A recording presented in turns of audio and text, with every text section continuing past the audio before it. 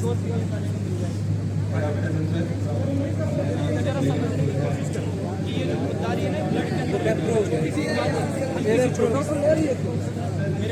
याद है कि कॉलेज वाले टाइम पे कॉलेज की फीस भरी हुई थी, मेस की फीस भरी।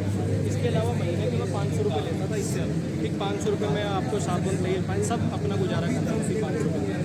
तो सैटरडे को हमारी रात को मेस बंद रही। उस मेस बंद होने के कारण फिर सब बाहर खाना जगाने जाते रहे, तो लगभग 100-110 रुपये क्वान्टिटी का बिल आता। अब मेरे पास कितने रुपये 500। अब 500 के अंदर साबुन तेल पानी लाने के बाद तो 200-250 रुपये बचेंगे। तो 2 दिन मैं दोस्तों के साथ चला जाता था और बाकी के 3 हफ्ते या 2 हफ्ते जो भी उस मंथ के अंदर आएंगे उसके अंदर दोस्तों को कहता नहीं यार आज पेट में दर्द, आज बाहर खाने में, और अपना मेस में चले गए। वहाँ 15 रुपये की चावल की प्लेट मिलती है वो खाई, सिर्फ इसलिए कि कहीं कोई मेरा बिल ना पे कर दे, क्योंकि मैं उसको भी वापस नहीं कर सकता। एक दोस्त ने मुझे एक बार मैंगो शेक पिला दिया था, मुझे याद है 20 रुपये का। फिर मैं अगले दिन इंतजार करा, उसने धक्का करके पिला दिया। अब मैं सोच रहा हूँ कि कब ये दोबारा कैंटीन के पास मेरे साथ चले और मैं इसको वही वापस 20 रुपये का पिला दूँ। अब आप चाहें तो इसको छोटी सोच कह सकते हैं, कंजूस आदमी कह सकते हैं, लेकिन मेरे को ना पचता नहीं था वो, समझ रहे हो। मैंने सोच रखा था कि भैया जो करेंगे ना अपने बूते पे करेंगे और खुददारी थोड़ी जीवन के अंदर होनी चाहिए। अब जब आपने सोच लिया कि माँ बाप आपके लिए क्या कर सकते थे यार, आपको स्कूल में भेज दिया, कॉलेज में भेज दिया, अब वो तुम्हारे लिए क्या कर सकते हैं बताओ, क्या करके लेंगे? और तो कुछ कर नहीं सकते वो ज़्यादा से ज़्यादा तुम्हें कोचिंग का पैसा दे देते हैं। और एक चीज़ और ध्यान रखना, 2 सिचुएशन तुम्हें बता रहा हूँ। सिचुएशन नंबर 1, अब तुमने क्या किया, हर चीज़ के अंदर तुम सोच रहे हो कि भैया नहीं किताब थोड़ी ले पाएंगे, नहीं किताब नहीं लेंगे, इसमें पैसा बचा लेते हैं। यार ये ज़रूरी चीज़ों पे हम पैसा खर्च नहीं करते हैं, लेकिन और 50 पैसा खाएंगे जाके, फलानी का रिचार्ज करा देंगे, लेकिन ज़रूरी चीज़ों पर पैसा नहीं खर्च करते। अब 2 सिचुएशन है। एक आदमी है जो बिल्कुल ऐसे हर चीज़ों किताब पे सोच रहा है कि पैसा दूं कि ना दूं, कोर्स पे सोच रहा है पैसा दूं कि ना दूं। वो लड़के ने 3 साल लगा लिए और हो सकता है 1% हो भी जाए, बाई चांस उसका सिलेक्शन नहीं हो। और दूसरा एक लड़का, उसने अपना बढ़िया कोचिंग भी करी है, अपने पैसे वैसे से किताब भी कर रहा है, प्रॉपर सब कुछ कर रहा है। उसने चाहे घर वालों के 50,000 रुपये भी लगवा दिए, इवन घर का एक खेत भी बिक गया, लेकिन वो जो काम करने आया था वो उसने कर दिया। अब ये 2 सिचुएशन इमेजिन करो, चाहे एक लड़के ने 5,000 रुपये में 3 साल निकाल दिए तो भी घर वाले कहेंगे हम तो खर्चा भेजते थे करके क्या है, और एक लड़के ने अगर 50,000, 1 लाख, 1.5 लाख भी लगवा दिया तो भी कहेंगे हमारा लड़का इंस्पेक्टर लगे। तो एक ये खुददारी अपने अंदर लेके आइए कि बच्चे जो मैं काम करने आया हूँ, मेरा मेन टारगेट वो है, मेरा मेन फोकस वो है, मुझे वो काम करना है। चाहे अब घर की स्थिति देखो सबकी अलग अलग हो सकती है, कोई ऐसा भी हो सकता है जिसके यहाँ पे अभी थोड़ी देर बाद BMW लेने आए, हालांकि SSC वाला तो नहीं होगा, लेकिन फिर भी कोई अच्छी गाड़ी लेने आए। कोई ऐसा भी हो सकता है कि अभी 10 किलोमीटर उसको ऑटो के पैसे बचाने के चक्कर में पैदल जाना है।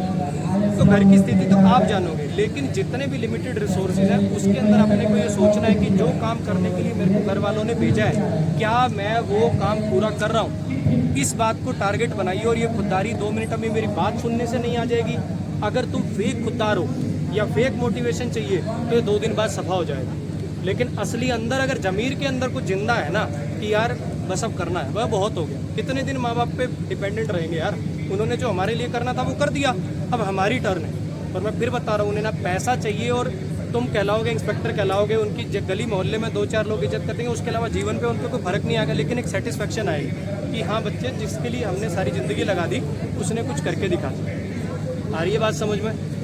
तो आज अपने आप से एक सिंपल सा एक छोटा सा वादा करो कि फालतू स्ट्रेटजी वीडियो देखना, फालतू दुनिया जहान की वीडियोस देख लेना, ये सब अब छोड़ देंगे और जो अपना मेन फोकस है उस पर अपन फोकस करें। आ रही है बात समझ में? ये चीज़ ध्यान रखना। देखो डर जो होता है ना, चलो एक एक करके अरे मैं यही हूँ, देखो मेरी बात सुनो, डर लगता है 2:30 बज रहे हैं, मैं यही खड़ा हूँ 4:30-5 बिल्कुल ऐसे ही खड़ा रहूँगा, बीच में वॉशरूम भी नहीं जाऊँगा। तुम मुझे एक बात बताओ, जब मैं अपना टाइम देने को तैयार हूँ तो तुम इतनी मारकाट क्यों मचा रहे? अगर हम एक एक करके सब बात सुनने लग जाए एक दूसरे की, अभी मैंने बोला ना, इसीलिए मैंने बोला कि अगर तुम वाकई में ऑफिसर बनना चाहते हो तो ऑफिसर की तरह बिहेव करो, ठीक है? ऐसे फालतू क्राउड नहीं बनना। लगना चाहिए कि हाँ भैया कल को ये जाके income tax inspector, excise inspector आदमी बनेगा। समझ में आई बात? तो एक एक करके सब बात रखने की कोशिश करो, ठीक है? लगना चाहिए कि भाई कितना भी बाउंसर की भी ज़रूरत नहीं है, कोई मैनेजमेंट की ज़रूरत नहीं है, बच्चे अपने आप में इतने सेंसिबल है कि अपने आप मैनेज कर सकते हैं। पहला इस भाई का सवाल था कि सर डर को कैसे काबू करें। एक चीज़ ज़रा समझने की कोशिश करना, डर कब लगता है, मैं एक एग्जांपल से इसको क्लियर करने की कोशिश करता हूँ। ऋषिकेश में राफ्टिंग होती है, सुनिए, गंगा नदी में बोट चलती है, उस पर बिठाते हैं, बाहर ऐसी तेज तेज लहर आती है। जब मैं पहली बार गया था तो बहुत डर लगता है, ऐसे लगता है कहीं बोट से पलट ना जाऊँ, मर ना जाऊँ। सारी राफ्टिंग में मैं ऐसे रस्सी पकड़ के बैठा रहा। जब दूसरी बार मैं गया तो वो डर थोड़ा कम हो गया, फिर मैं रस्सी पकड़ के नहीं बैठा था। जब तीसरी बार मैं गया तो डर और कम हो गया, फिर मैं बाहर कूद रहा हूँ बोट से अपने आप। उसने कहा कूदोगे, मैं कहा हाँ कूदेंगे, क्यों नहीं कूदेंगे, मैं कूद गया। चौथी बार डर और ख़त्म हो गया, कूदने के बाद भी वो रस्सी पकड़ा देता है, मैंने चौथी बार रस्सी भी नहीं पकड़ी। पांचवीं बार डर और ज़्यादा खुल गया, फिर उसने कहा कूदोगे, वहाँ अगले पे मिल लेना, थोड़ी देर बाद मिलेंगे। मैंने कहा ठीक है, 1 किलोमीटर में ऐसे स्विम करके चला गया। तो कहने की बात यह है कि जितनी आपकी तैयारी मजबूत होती है, डर अपने आप कम होता हुआ चला जाता है। इस बात को समझिए, पहली बार में हर इंसान को डर लगेगा, जब आप उतने लेवल की अपनी तैयारी कर लेंगे। बहुत बच्चे, मैं आपको एक एग्जांपल दे रहा हूँ, मेरा फर्स्ट अटेम्प्ट था जब CGL का, तो उसमें टाइपिंग होती है, उसमें मेरे को TA वाली पोस्ट मिली। तो उसमें क्या था, टाइपिंग वाले टाइम पे मेरा जो टाइपिंग स्पीड आ रही थी, मेरी आ रही थी 24। उस टाइम पे 27 या 28 चाहिए होती है TA के लिए, अब पता नहीं बदल गई हो तो मुझे पता नहीं है, 27-28 वर्ड पर मिनट की चलती है। और मेरे साथ एक सौरभ नाम का लड़का था, उसकी स्पीड आती थी घर पे 33, मेरी आ रही है 24, मेरे को पेपर में ज़्यादा चाहिए, उसकी आ रही है 33, वो कंफर्टेबली कर सकता है। और जब रिजल्ट आया, मेरा टाइपिंग क्लियर, उसका टाइपिंग नहीं। क्यों? क्योंकि अपने आप पर कॉन्फिडेंस नहीं है कि हाँ मैं कर लूँगा। तो ये आपके अंदर कब आएगा, जब आप अपने आप को दूसरों से ज़्यादा मेहनत करोगे। दिखाने की ज़रूरत नहीं है कि मैं बहुत देर पढ़ रहा हूँ या बहुत देर कर रहा हूँ, आपके अंदर आपको पता होगा ना कि हाँ यार मैंने दूसरों से ज़्यादा मेहनत कर रखी है और मैं वाकई में उस नौकरी के लायक हूँ, मेरे अंदर वो कूदा है, मैं वो हूँ जो उस नौकरी से बड़ा हूँ। समझ में आई बात? तब अपने आप को कॉन्फिडेंस आ जाएगा। तो इसीलिए मैं बार बार बोलता हूँ कि जो आप बनना चाहते हैं वैसे बिहेव करना शुरू करिए। अपनी फेसबुक प्रोफाइल पे वो सब अब चीज़ें छोड़ दो कि बनियान पहनी फोटो खींच के लगा दी। ढंग से, जैसे एक ऑफिसर रहता है, जैसे एक ऑफिसर बात करता है, फालतू बकैती नहीं बिना मतलब की, कि चाहे एक दुकान पे चले गए दोस्तों के साथ फालतू बकवास कर रहे हैं, जो आप बनना चाहते हो वैसे बिहेव करना शुरू करिए। आपके अंदर एक कॉन्फिडेंस आने लगेगा कि हाँ मेरे अंदर कूदा है, मैं इस नौकरी को क्रैक कर सकता हूँ और मैं कर लूँगा। समझ में आया? दो चीज़ें, एक तो तैयारी उतनी पुख्ता होगी, उससे कॉन्फिडेंस बनता हुआ चलेगा। और दूसरा, अपने अंदर लेके आइए कि हाँ मैं इस नौकरी के लायक हूँ। जब तुम खुद ही नहीं मान रहे कि मैं इस नौकरी के लायक हूँ, तो फिर तुम्हें वो कौन सी नौकरी देने बैठे? खुद अपने मन को तो समझाओ कि हाँ मैं इस नौकरी के लायक हूँ। और वो कैसे आएगा? बैकग्राउंड प्रिपरेशन तैयारी की है, कि तैयारी जितनी पुख्ता होगी, जितने मॉक में नंबर आ रहे हैं, जितने तुमने प्रैक्टिस सेट लगा रखे, मेन फोकस वो है। लेकिन उससे अपने आप को भी समझाइए कि जब मैं मॉक में परफॉर्म कर सकता हूँ तो इसका मतलब मैं लायक हूँ। तो फिर वो डर धीरे धीरे काबू में आने लगेगा। और एक छोटा सा काम और कर सकते हो, भले ही CGL की तैयारी कर रहे हो, CHSL का पेपर देने में चले जाया करो, MTS का पेपर देने में चले जाया करो, इवन अगर कोई नेवी वेवी के निकलते पेपर देने चले जाए। क्योंकि होता क्या ना, पेपर का एग्जाम हॉल का जो एक वो एटमॉस्फेयर होता है ना, उसको फील करना बड़ा जरूरी है। समझ में आया? लेकिन इसका मतलब ये नहीं है कि तैयारी भी सब चीज़ों की करने लग गए। कभी नेवी की तैयारी कर रहे हैं, कभी बैंक की तैयारी कर रहे हैं, कभी लेखपाल की तैयारी कर रहे हैं, वो मत करना।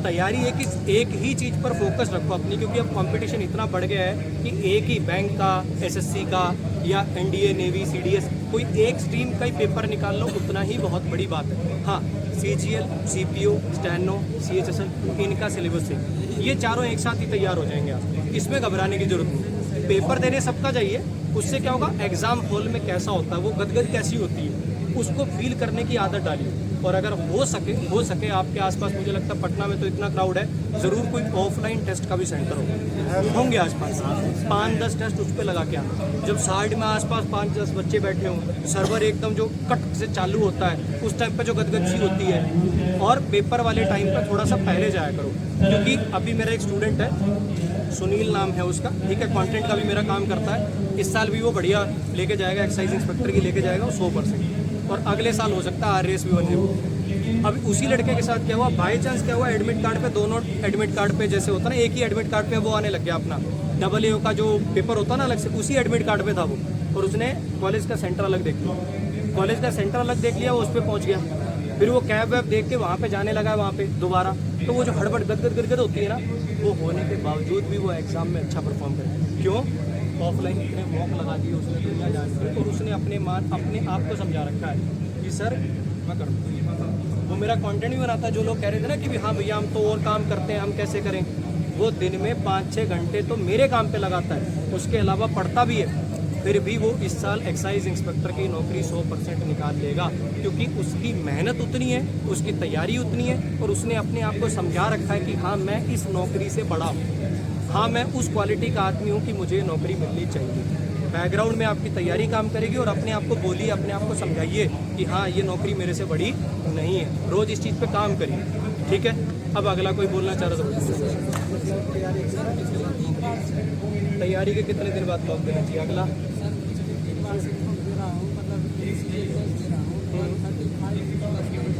ठीक है सर, कौन कौन चीज़ें कहाँ से करें अभी तो बताइए। ये दोनों सवाल ले लेता हूँ। सबसे पहले तो तैयारी के कितने दिन बाद मॉक देना चाहिए? अगर मेरी मानो, दुनिया की सलाह 50 और हो सकती है, मेरा ये मानना है कि जब तक 70% सिलेबस कवर ना हो जाए तब तक मॉक देने का मतलब नहीं। सबसे पहली बात, 70% सिलेबस कवर करिए, वरना आप मॉक देंगे, नंबर आएंगे आपके 200 में से 70, तुम होगे डिमोरलाइज, कोई मतलब नहीं। और दूसरी बात, ये मॉक भॉक लगाने से पहले प्रीवियस ईयर पेपर सॉल्व कर लिया करो। Previous year is the authentic source to practice.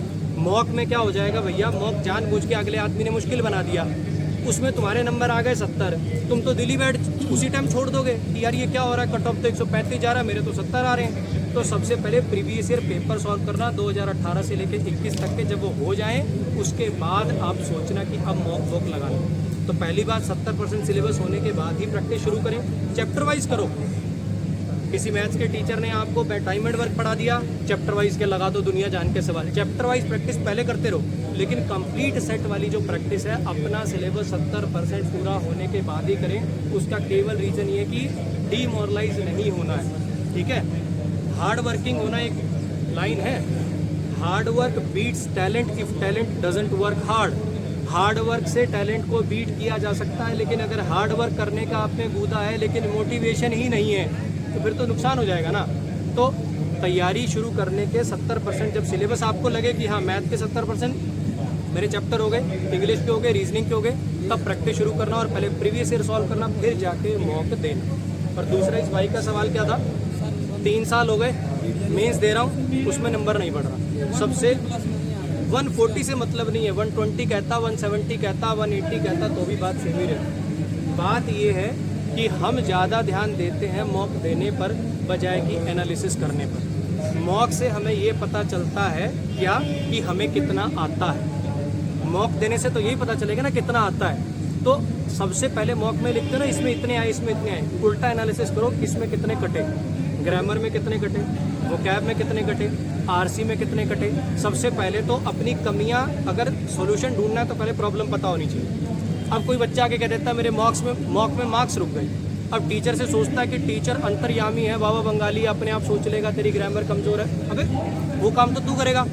तो सबसे पहले उल्टा एनालिसिस करिए, आप अपने मार्क्स लिखने शुरू करिए, मेरे ग्रामर में कितने कटे, मेरे वोकैब में कितने कटे, मेरे आरसी में कितने कटे।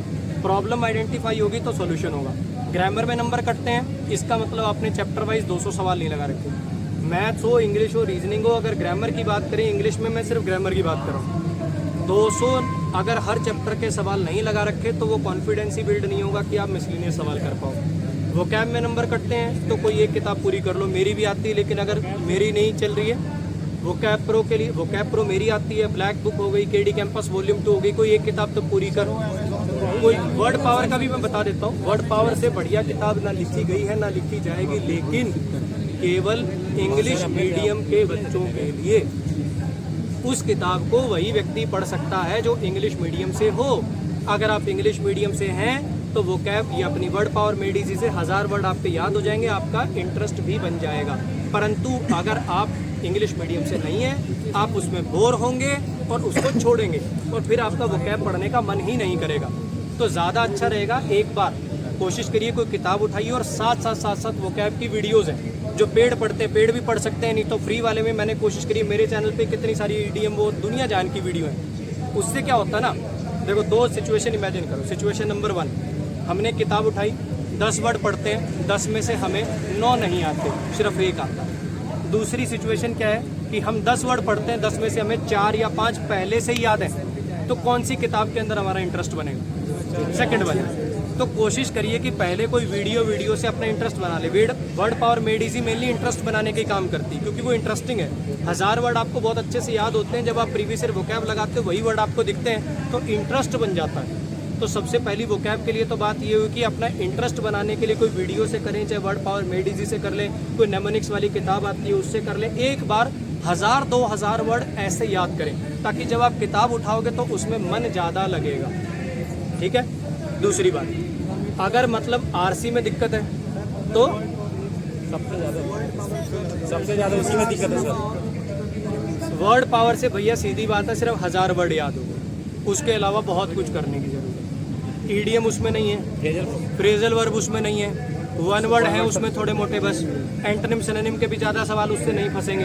वो केवल 1200 वर्ड याद करने की किताब है, उससे आपका वोकैब में इंटरेस्ट बन सकता है। लेकिन आप सोचें कि उसको करके अपना सीजीएल की वोकैब तैयार हो जाएगी, तो ना भैया, नहीं हो पाएगी। ठीक है।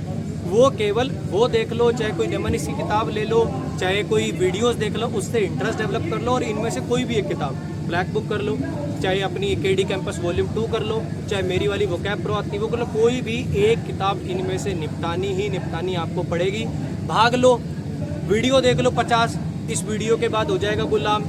जितना भागोगे 2-3 साल अपने खराब कर रहे हो, करना वही है, मेहनत लगेगी उसके लिए। भाग के ज़्यादा समय आपका निकलेगा नहीं, जितना समय आप निकाल रहे हो अपना ही निकाल रहे हो। जो डेली वीडियो देखते रहते हो ना, फलाने टॉपर की स्ट्रेटेजी, वो सब दिन रात घिसते हैं। वहाँ आके वही होते हैं ना, आदमी के पास 2 पैसे आ जाते हैं, फिर वो अलग टशन में हो जाता है ना। उसकी नौकरी लग गई है, वो जाके कहेगा इट वॉज वेरी इजी। अब जब रात को 14-14 घंटे वहाँ पढ़ रहा था, जब कौन उसकी वीडियो कोई नहीं दिखाता। अगर तुम्हें वाकई में ही देखना है ना, वीडियो देखा करो कोई हिंदी मीडियम के बच्चे, वो तुम्हें बताएगा कि 2 साल वो कैसे घिसा है, 2 साल उसने कैसे कमरा पूरा रंग दिया वोकैब से। जो बच्चे मेरे से पढ़ते हैं, मेरे अगर वोकैब वाली तुमने फोटो देखी होगी, पूरी दीवार पे मैंने वोकैब चिपका दी थी, जिसके जब वो सिक्योरिटी वहाँ मुखर्जी नगर में ना सिक्योरिटी लेते हैं, मेरा 3300 रुपये के आसपास का कमरा था वो। जब मैं बोला कि ये मैंने उखाड़े तो पेंट साथ आ गया। वो बोला ये 3300 रुपये तो तेरे कट गए। मैंने कहा अंकल कैसी बात करो, 3300 रुपये सिर्फ इसके? कहता बेटा पेंट करा दे। पेंट कराने वाले को बुलाया तो वो कह रहा 2800 रुपये लूँगा और वो भी इतनी दीवार करूँगा और उसमें भी रंग मिले पता नहीं। अब मैंने कहा ये 3300 रुपये अच्छे हैं। वो मैंने पता रोल करके सारे जो मैंने चार्ट बनाए थे वो मेरे पास घर पे अभी भी मेरे बेड में पड़े, क्योंकि वो मेहनत है यार। वो आप सोचो, आप अपने आप को पहले तो शक्तिमान मानना बंद कर दो कि भैया एक बार वो कैब पढ़ेंगे याद हो जाएगा। 5, 6, 7 बार उन्हीं वर्ड्स को बार बार आपको मेहनत करनी पड़ेगी, उनको रिवीजन देनी पड़ेगी, कोई इलाज नहीं। वहाँ पे वो लॉज टाइप का था, उसके अंदर कम से कम ज़्यादा नहीं तो 20-25 लड़के रहते होंगे। वॉशरूम थे केवल 3, सुबह लग जाती थी लाइन। तो वहाँ पे अब सब अपनी बाल्टी लगा देते हैं। एटीएम के बाहर क्या है, वो डिमोनेटाइजेशन के टाइम पे हो ना, सब अपनी बाल्टी रख के चले जाते हैं और दीवार पे वो कैब चिपका रखी है। ऐसे खड़े होकर तब तक रिवाइज कर रहा हूँ और उधर देख रहा हूँ बाल्टी पे नंबर आया कि नहीं। जब रोटी आ रही है वहाँ पे जा रहे हैं, वो टिफिन सेंटर पे गर्म रोटी खा ले, भी कम से कम खाना तो थोड़ा गर्मा गर्म मिल जाए। वो प्लेट रख के चला जाता है, रोटी आने में टाइम लगता है, साइड पे फ़ोन रख रखा है, उसके अंदर अपनी वो कैब जो है हिस्ट्री में, ये डिक्शनरी में एक ऑप्शन होता है हिस्ट्री का, जो वर्ड मैंने डिक्शनरी में देखे हैं उनको रिवाइज कर रहा हूँ। तो वो कैब रिपीटिशन और रिवीजन मांगो, उस पर आपको कमांड बनानी पड़ेगी। आरसी की अगर बात करूँ तो बच्चे कितना भाग लो, रीडिंग आपको करनी पड़ेगी। आप 2 साल कोचिंग ले लो, चाहे 10 साल कोचिंग ले लो, 50 टीचर से 50 बार कोचिंग ले लो, रीडिंग आपको करनी पड़ेगी। उसका कोई शॉर्ट ट्रिक नहीं है। ये बात दिमाग में समझा लो। और ये फालतू क्लोज टेस्ट को गुलाम बनाने वाली, कैसे दिए जाते हैं पैसेज के सवाल बिना पैसेज पढ़े, ये सब वीडियो देखना छोड़ दो, ठीक है। अब मैं किसी का नाम लेता हुआ अच्छा नहीं लगूंगा, तो समझ जाओ, ठीक है।